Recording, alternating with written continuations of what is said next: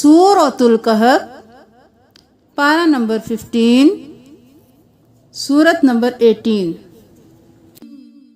Bismillahirrahmanirrahim.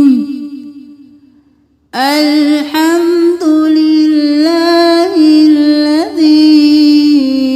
anzala ala abdihil kitab على عبده الكتاب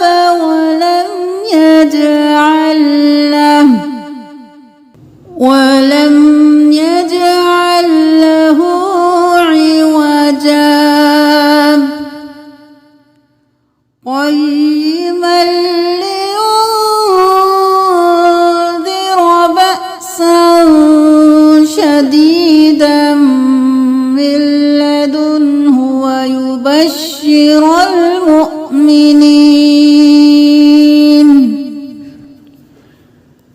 ويبشر المؤمنين الذين يعملون الصالحات أن لهم أجرا حسنا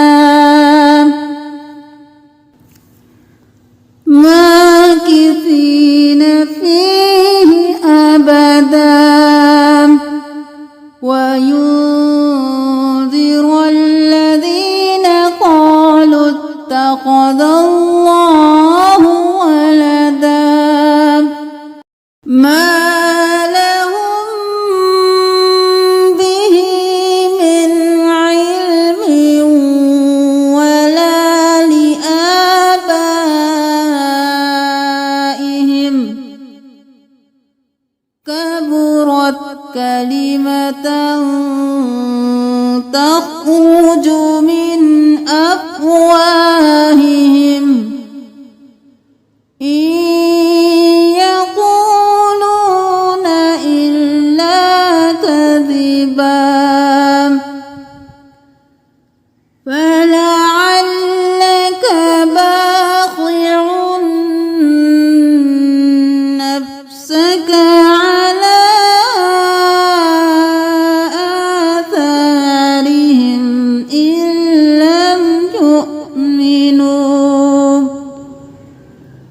على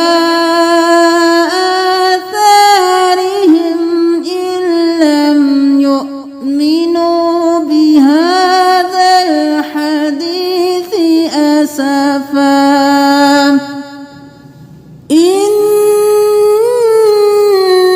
إنا جعلنا ما على الأرض زينة لها لنبلوهم أيهم أحسن عملا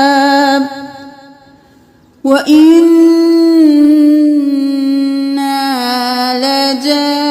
لجاعلون ما عليها صعيدا جرزا أم حسبت أن أصحاب الكهف والرقيم كانوا من آياتنا عجبا إذ آوى الفتية إلى الكهف فقالوا ربنا آتنا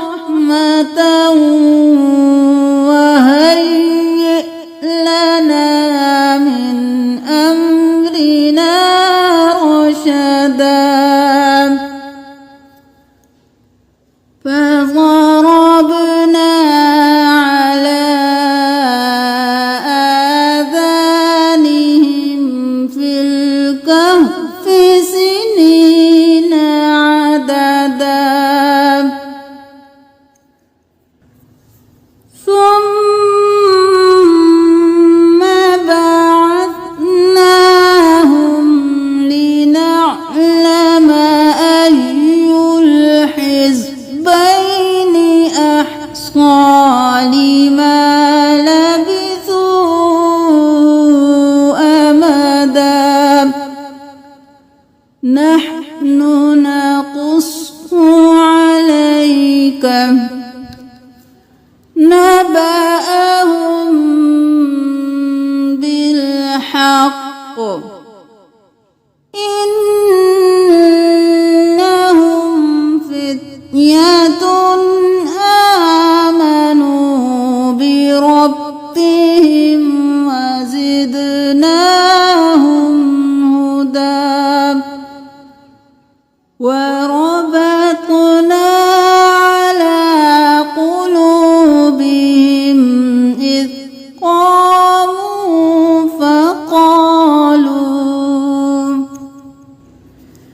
إذ قاموا فقالوا ربنا رب السماوات والأرض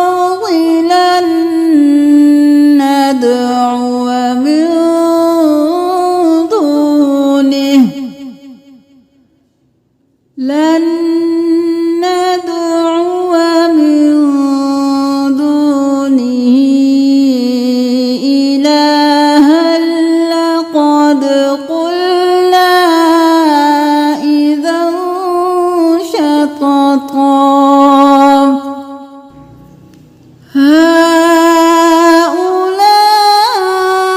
هؤلاء قومنا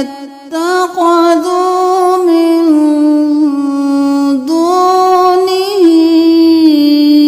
آلهة لولا يأتون عليهم بسلطان بين فمن أظلم ممن افترى على الله كذبا وإذا اعتزلتموهم وما يعبدون إلا الله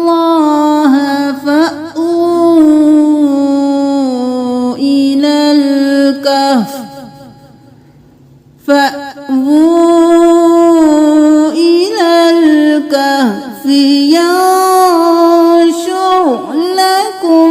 ربكم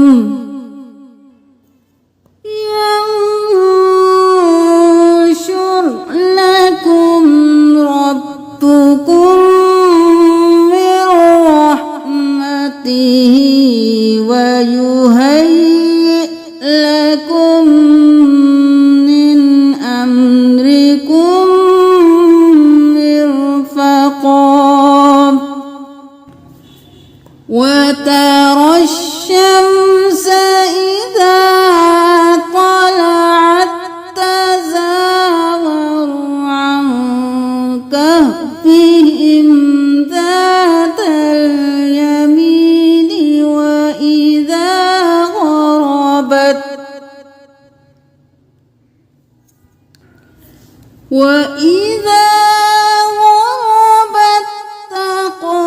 تقرضهم ذات الشمال وهم في فجوة منه ذلك من آيات الله من يهد الله فهو المهتد ومن يضلل فلن تجد له وليا مرشدا وتحسبهم أيقاظا وهم رقود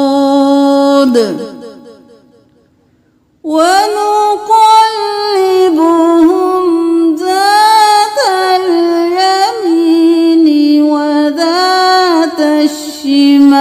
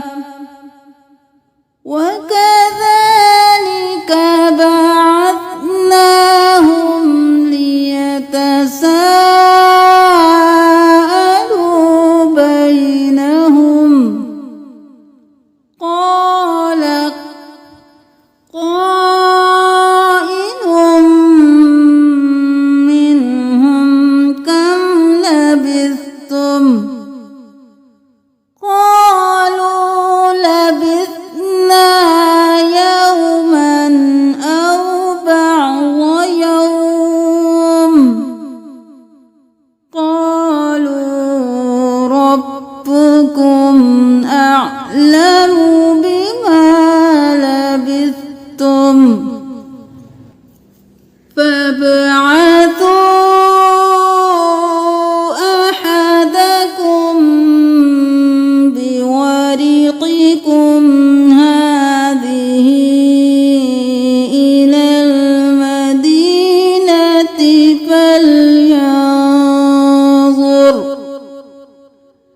فلينظر أيها أزكى طعاما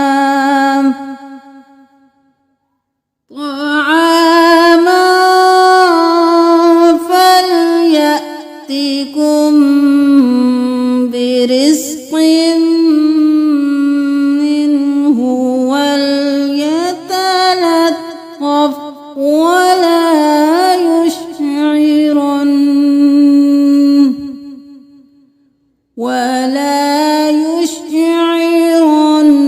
يشعرن بكم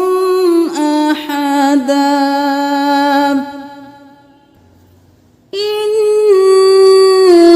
إنهم إن يظهروا عليكم يرجموكم أو يعيدوكم في ملتهم ولا تفلحوا إذا أبدا وكذلك أعثرنا عليهم ليعلموا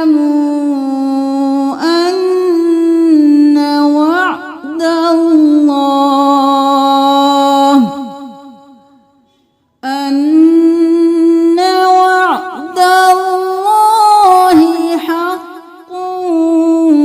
وأن الساعة لا ريب فيها إذ يتنازعون بينهم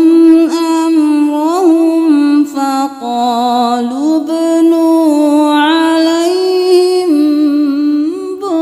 بنيانا ربهم أعلم بهم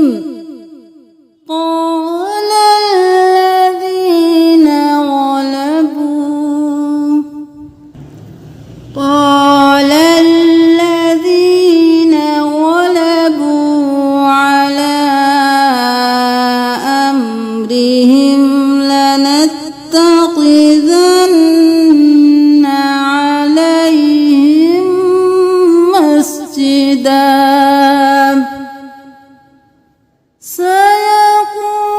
سيقولون ثلاثة رابعهم كلبهم ويقولون خمسة سادسهم كلبهم رجما بالغيب ويقولون سبعة وثامنهم كلبهم قل ربي أعلم بعدتهم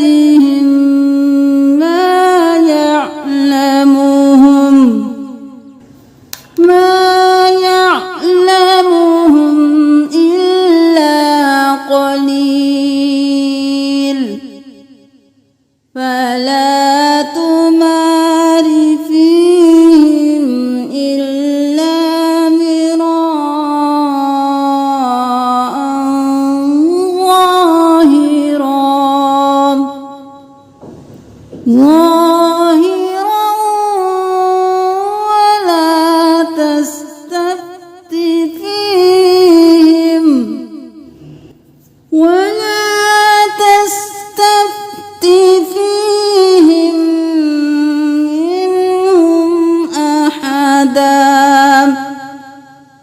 ولا تقولن لشيء إني فاعل ذلك غدا إلا أن يشاء الله. واذكر ربك إذا نسيت وقل عسى أن يهديني ربي لأقرب من هذا رشدا. ولبثوا في كهفهم 300 سنين وازدادوا 9. قل الله أعلم بما لبثوا له غيب السماوات والأرض أبصر به وأسمع ما لهم من دونه من ولي ولا يشرك في حكمه أحدا. واتل ما أوحي إليك من كتاب ربك لا مبدل لكلماته ولن تجد من دونه ملتحدا. واصبر نفسك مع الذين يدعون ربهم بالغداة والعشي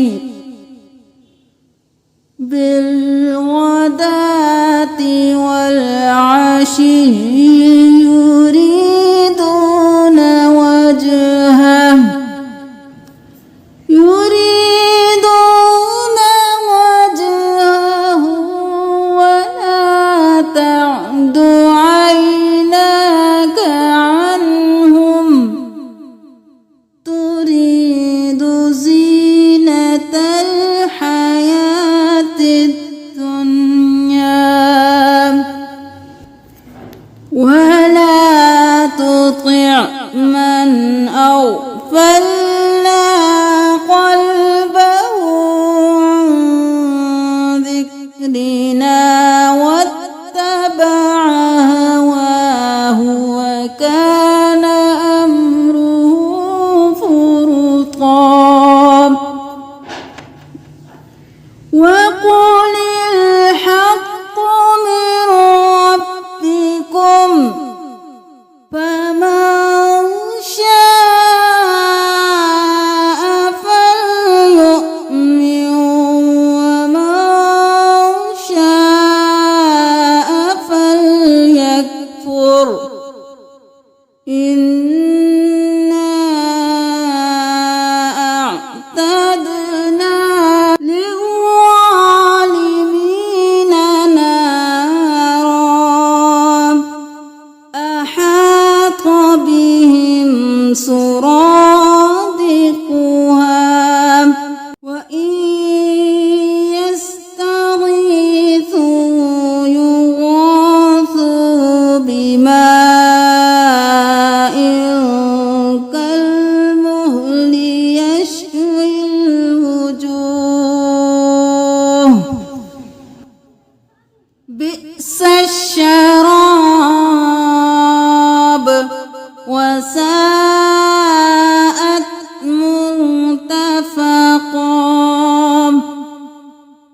إن الذين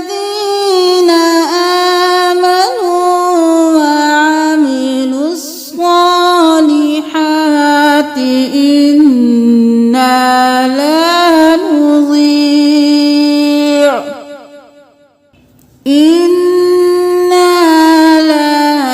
نضيع أجر من أحسن عملا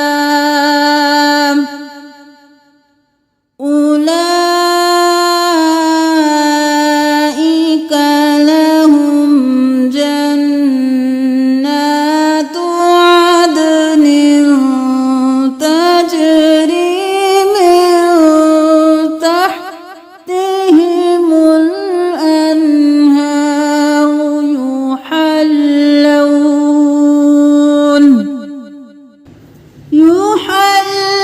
يحلون فيها من أساور من ذهب ويلبسون ثيابا خضرا من سندس وإستبرق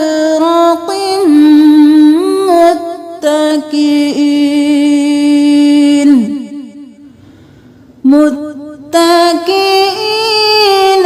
فيها على الأرائك نعم الثواب وحسنت مرتفقا واضرب لهم مثلا رجلين جعلنا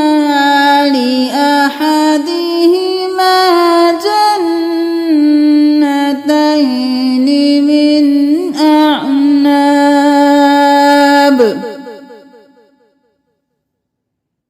من أعناب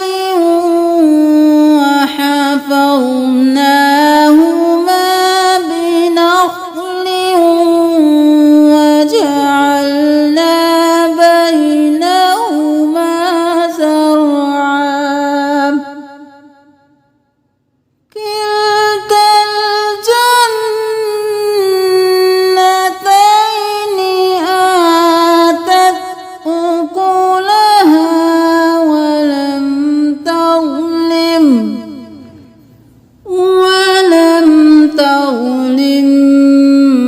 منه شيئا وفجرنا خلالهما نهرا وكان له ثمر فقال لصاحبه وهو يحاوره أنا أكثر منك مالا وأعز نفرا ودخل جنته وهو ظالم لنفسه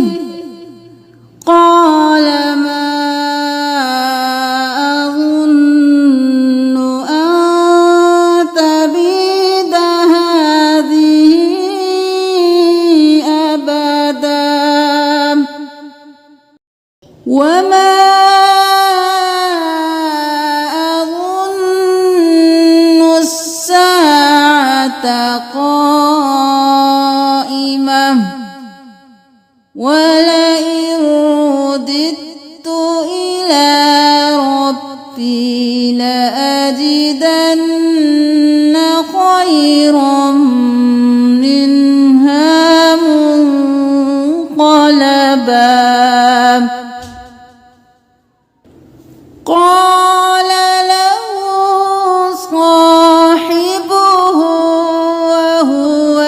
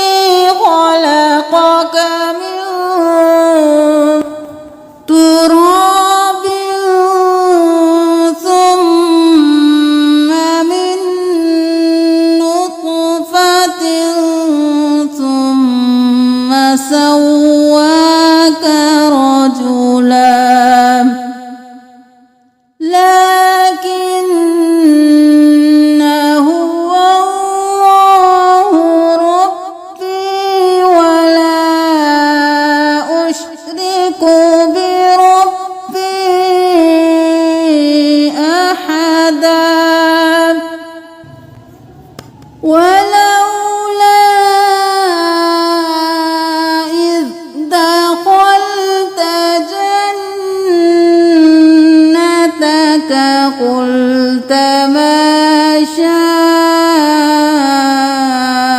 الله لا قوة إلا بالله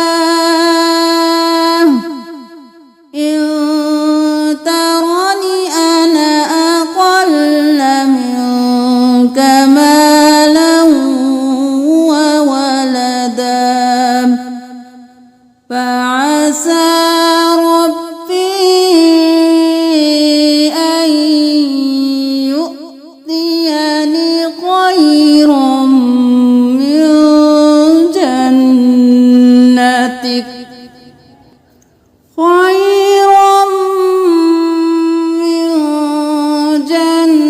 جنتك ويرسل عليها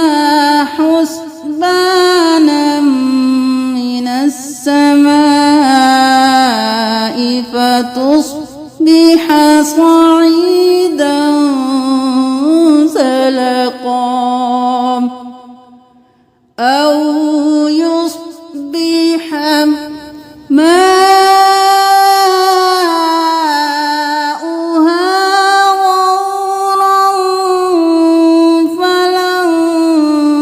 تستطيع له طلبا وأحيط بثمره فأصبح يقلب كفيه على ما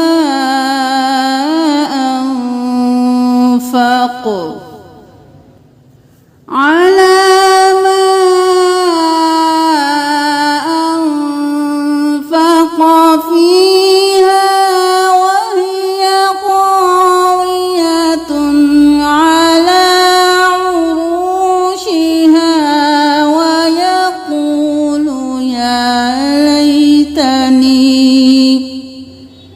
ويقول يا ليتني لم أشرك بربي أحدا ولم تكن له فئة ينصرونه من دون الله وما كان منتصرا هنالك الولاية لله الحق هو خير ثوابا وخير عقبا واضرب لهم مثل الحياة الدنيا كماء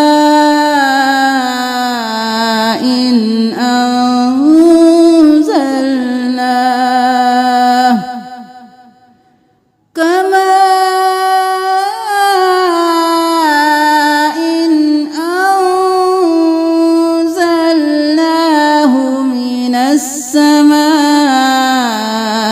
فاختلط به نبات الأرض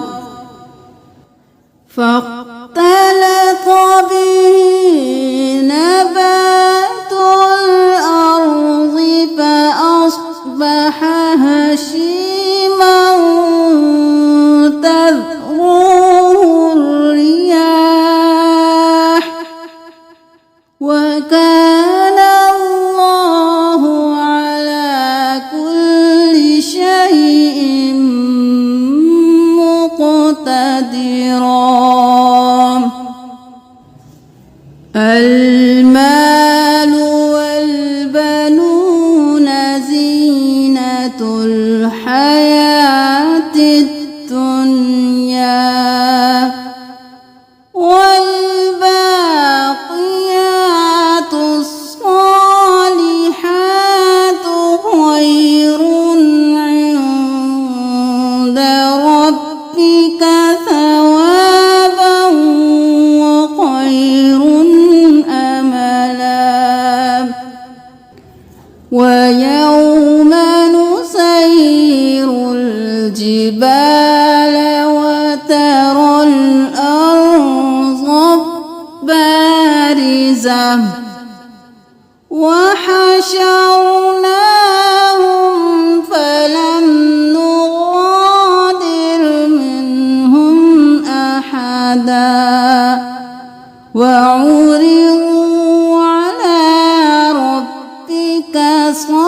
صفا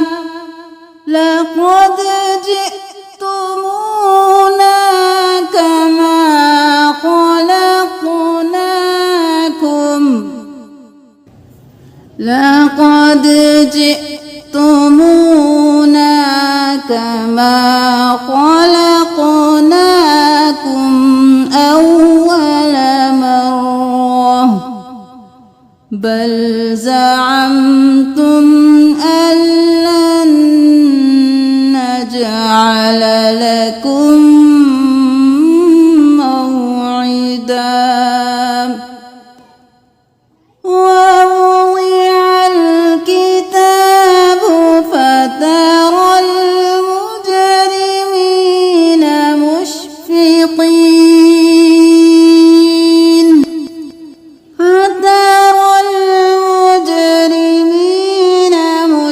مشفقين مما فيه ويقولون يا ويلتنا ما لهذا الكتاب لا يغادر صغيرة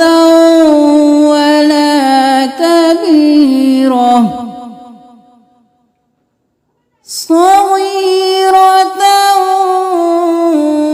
ولا كبيرة إلا أحصاها ووجدوا ما عملوا حاضرا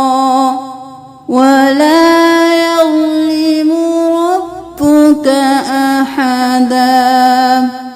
وإذ قلنا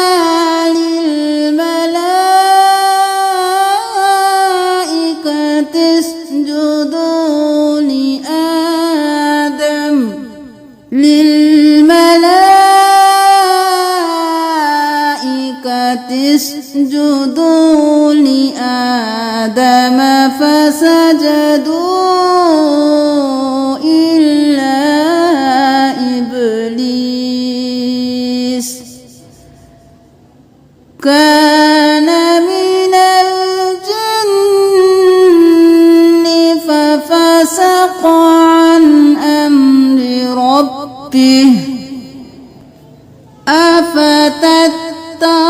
أفتتخذونه وذريته أولياء من دوني وهم لكم عدو بئس للظالمين بدلا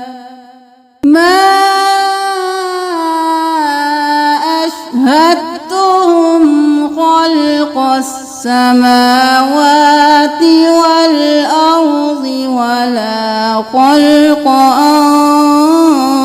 أنفسهم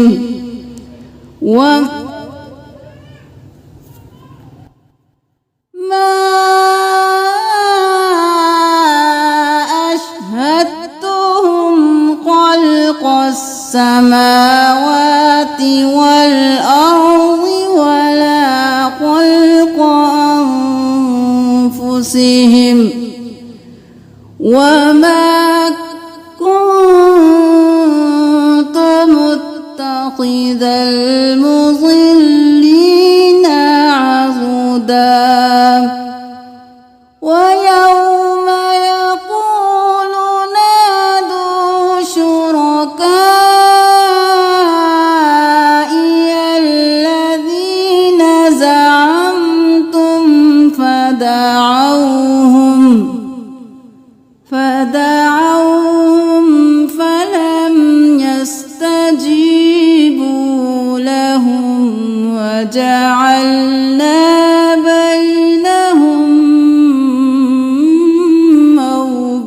موبقا ورأى المجرمون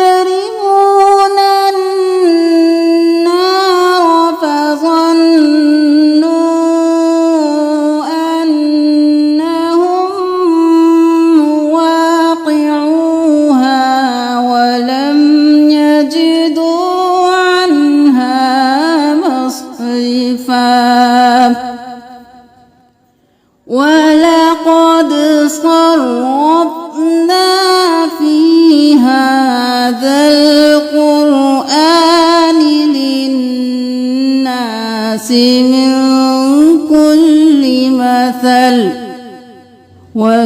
وكان الإنسان أكثر شيء جدلا وما منع الناس أن يؤمنوا إذ جاءهم الهدى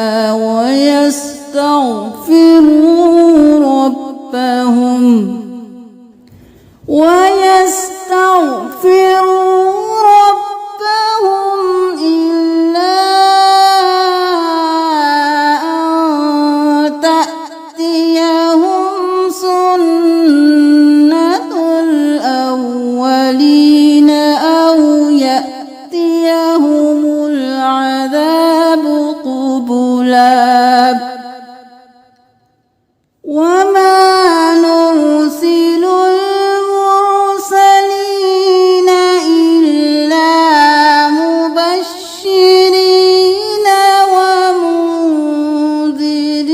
ومنذرين ويجادل الذين كفروا بالباطل ليدحضوا به الحق واتخذوا آياتي وما أنذروا هزوا ومن أظلم ممن ذكر بآيات ربه فأعرض عنها ونسي ما قدمت يداه إنا جعلنا على قلوبهم أكنة أن يفقهوه وفي آذانهم وقرا وإن تدعوهم إلى الهدى فلن يهتدوا إذا أبدا وربك الغفور ذو الرحمة لو يؤاخذهم بما كسبوا لعجل لهم العذاب بل لهم موعد لن يجدوا من دونه موئلا وتلك القرى أهلكناهم لما ظلموا وجعلنا لمهلكهم موعدا وإذ قال موسى لفتاه لا أبرح حتى أبلغ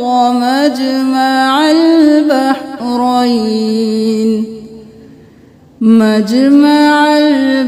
البحرين أو أمضي حقبا فلما بلغا مجمع بينهما نسيا حوتهما فاتخذ سبيله في البحر سربا فلما جاوزا قال لفتاه آتنا غداءنا لقد لقينا من سفرنا هذا صبا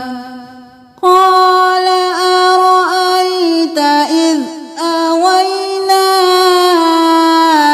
إلى الصخرة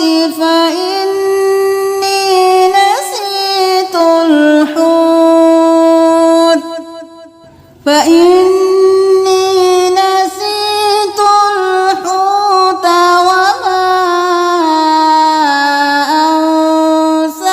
أنسانيه إلا الشيطان أن أذكره واتخذ سبيله في البحر عجبا قال ذلك ما كنا نبغي فارتدا على آثارهما قصصا فوجدا عبدا من عبادنا آتيناه رحمة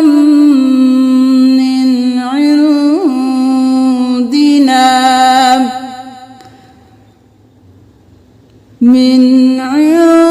عندنا وعلمناه من لدنا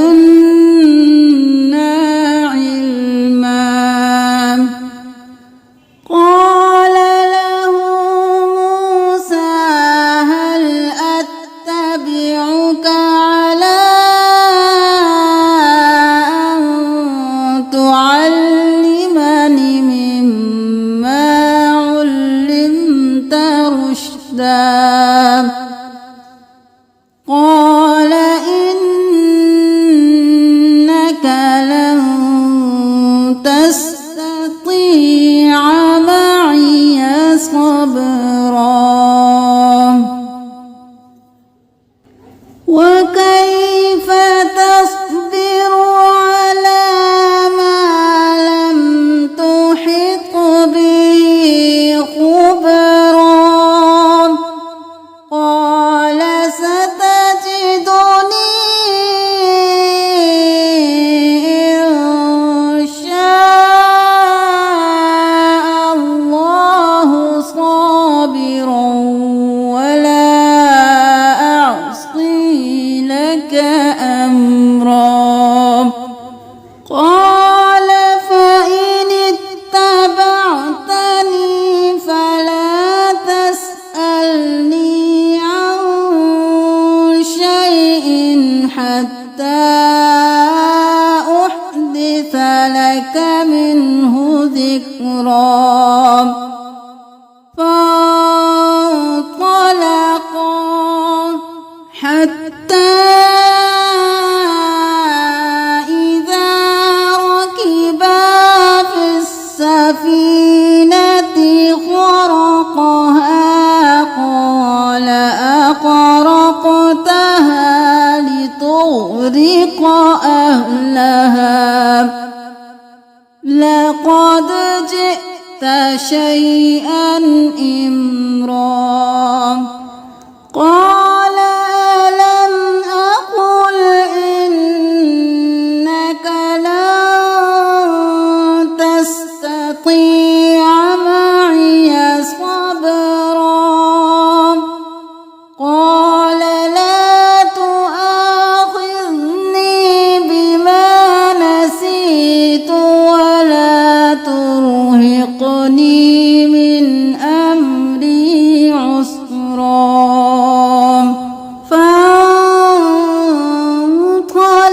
فانطلقا حتى إذا لقيا غلاما فقتله قال أقتلت نفسا زكية بغير نفس لقد جئت شيئا نكرا قال ألم أقل لك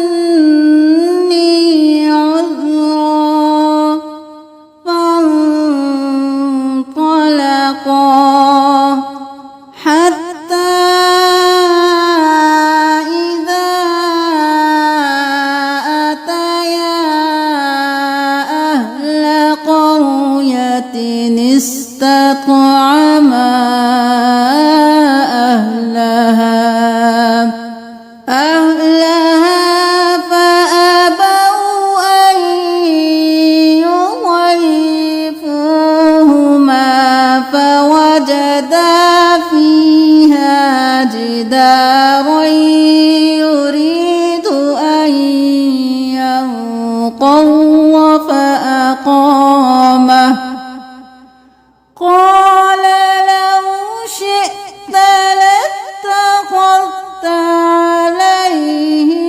أجرا قال هذا فراق بيني وبينك سأنبئك بتأويل ما لم تستطع عليه صبرا أما السفينة فكانت لمساكين يعملون في البحر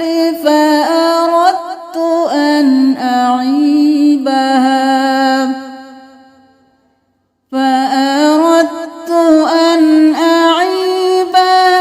وكان وراءهم ملك يأخذ كل سفينة غصبا وأما الغلام فكان أبواه مؤمنين فخشينا أن يرهقهما طغيانا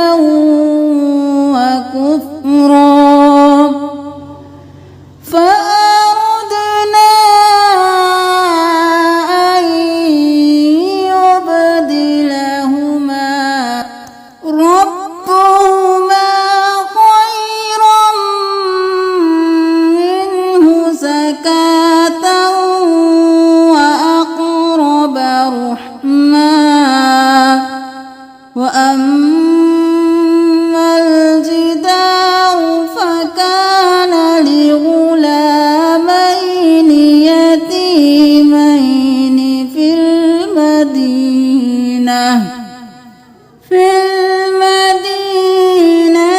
وكان تحته كنز لهما وكان أبوهما صالحا فأراد ربك أن يبلغا أشدهما ويستخرجا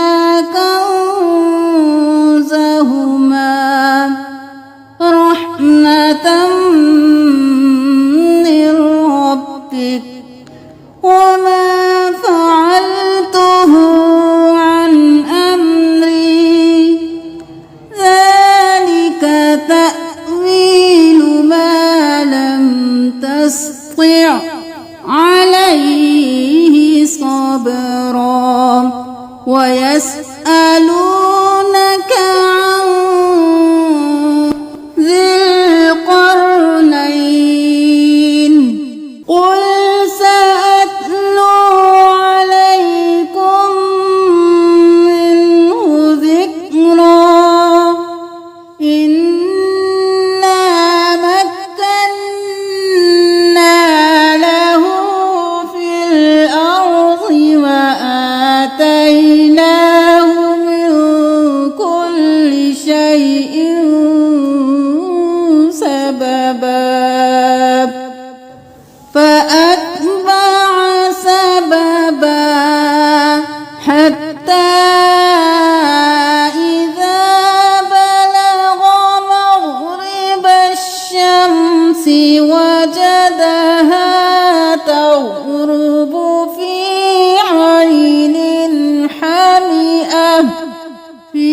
عين حمئة ووجد عندها قوما قلنا يا ذا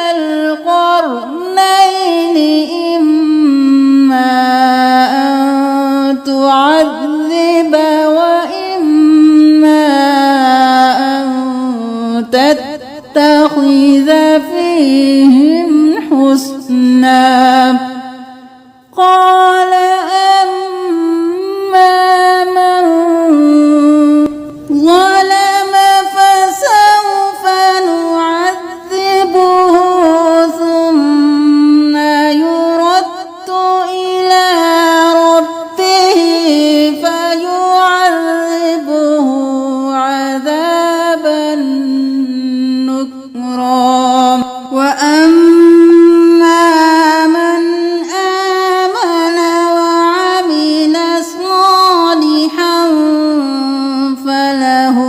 جزاء الحسنى وسنقول له من أمرنا يسرا ثم أتبع سببا حتى إذا بلغ مطلع الشمس وجدها تطلع على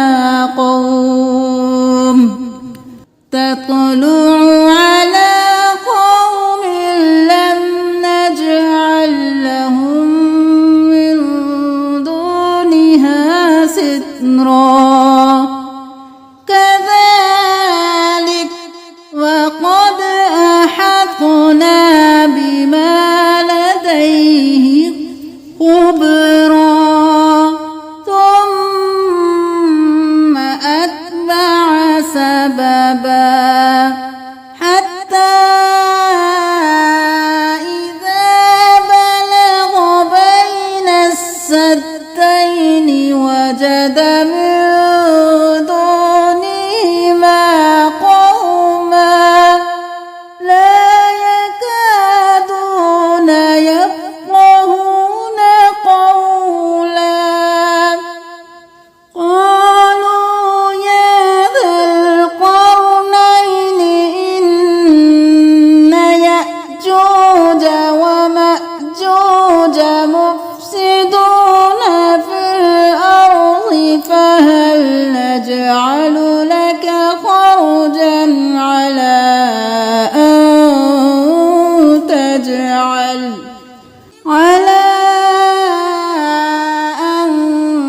تجعل بيننا وبينهم سدا إبراهيم على أن تجعل بيننا وبينهم سدا قال ما مكني فيه ربي خير فأعينوني بقوة أجعل بينكم وبينهم ردما آتوني زبر الحديد حتى إذا ساوى بين الصدفين قال انفقوا حتى إذا جعله نارا قال آتوني أفرغ عليه قطرا فما استطاعوا أن يظهروه وما استطاعوا له نقبا قال هذا رحمة من ربي فإذا جاء وعد ربي جعله دكا وكان وعد ربي حقا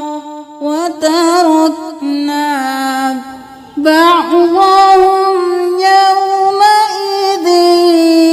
يموج في بعض ونفخ في الصور فجمعناهم جمعا وعرضنا جهنم يومئذ للكافرين عرضا الذين كانت أعينهم في غطاء عن ذكري وكانوا لا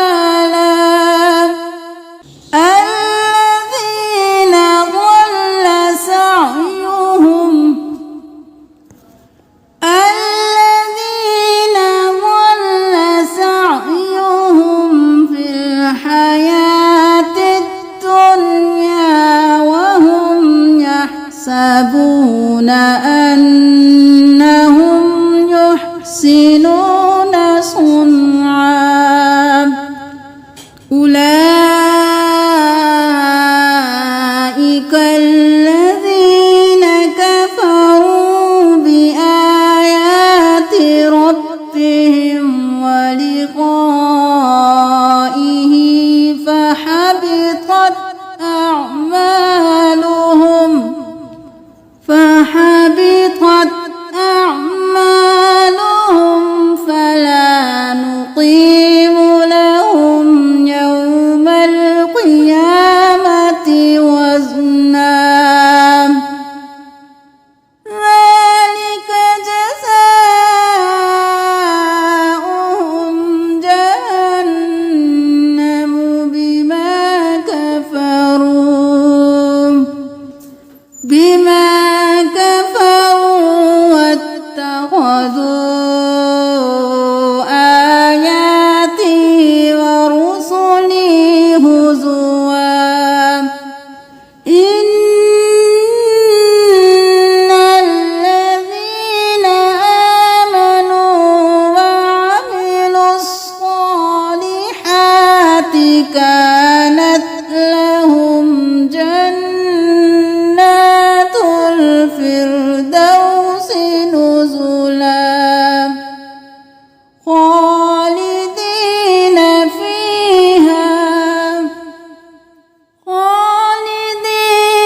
فيها لا يبغون عنها حولا قل لو كان البحر مدادا لكلمات ربي لنفد البحر قبل أن تنفد كلمات